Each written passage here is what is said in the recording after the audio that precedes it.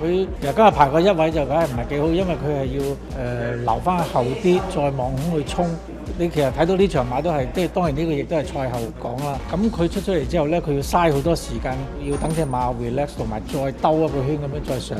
其實你睇翻後嗰800公尺，佢都做好快時間，不過只不過係人哋前面嗰啲走得太過順，咁變咗就俾人哋贏咗啦。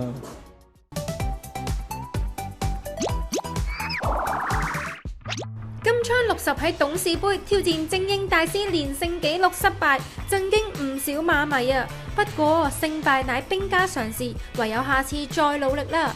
至於憑住夏威夷捧杯嘅潘頓呢晚就係屋企食餐好，賀一賀佢啦。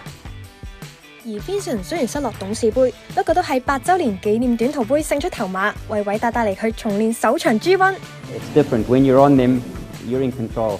Like when I leg these jocks up and they leave, I got no control. You can talk about it for as long as you want. Once they're on, it's all up to them. So when something comes together like that, all the work that goes into it back home with my staff and the owners, and to eventually get that Group 1, it's a very significant, great feeling.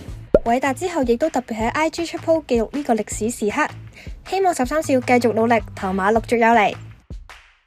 星期日放假，馬坤都要胃口奔馳。原來佢為咗去媽媽屋企食晏，踩咗2個幾鐘單車，足足43公里啊！出咗一身汗，食翻餐愛心住家飯，咩都抵翻晒啦。根據傳媒報道 ，N 字頭嘅串流平台近日開拍咗一輯賽馬紀錄片，將會以2022年嘅歐美賽季為背景。早前仲已經去咗愛爾蘭練馬師岳本賢嘅練馬基地拍攝啊！如果我哋一齊推波集氣，唔知可唔可以推到佢哋嚟香港呢？我睇就難啲啦。不過嚟緊星期日上場嘅2位新騎師就一早到咗香港啦。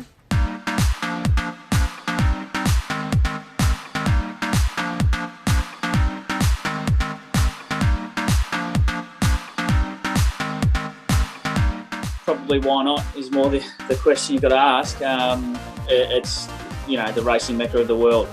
It's the best jockeys, the best trainers, the best horses, and it's just one big melting pot of that. So it's probably the ultimate test of your ability and resilience, and I was more than ready to accept the challenge.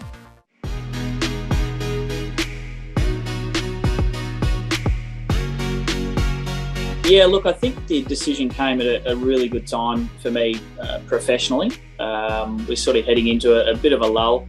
We're in a bit of a sort of holding pattern before the autumn, so it was a little bit of a quiet period, which made the decision a little bit easier for me. I think the harder part of the decision was, if there was a difficult part of the decision, was the family sort of aspect. So once we got that over the line, it was a no-brainer to head over at this point in my career.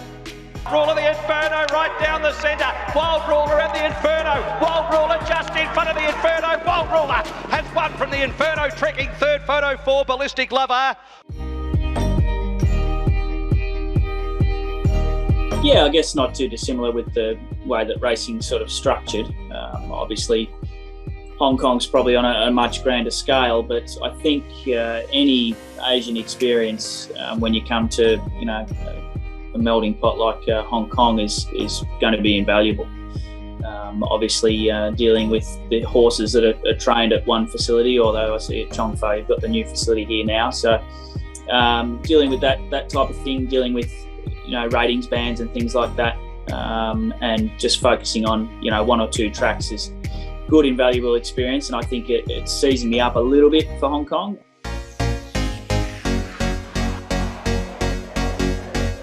Really like sort of getting back to the bottom of the pile, so to speak, and it gives you a good challenge to be able to work your way up. So, like I said, I'm under no illusions. It's taken a long time for riders to solidify themselves here.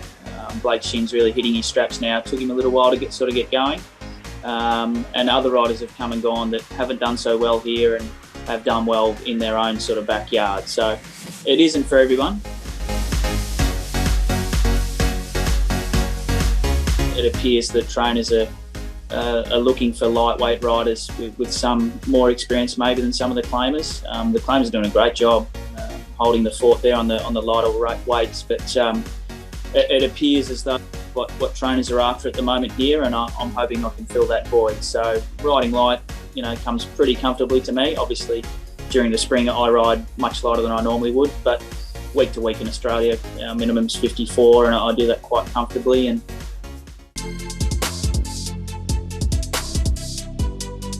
I think, last spring in Australia showed that as a jockey, I've got no real finish line. I just keep going. So I guess if you call them goals, maybe just to ride consistently and ride consistent winners, get going.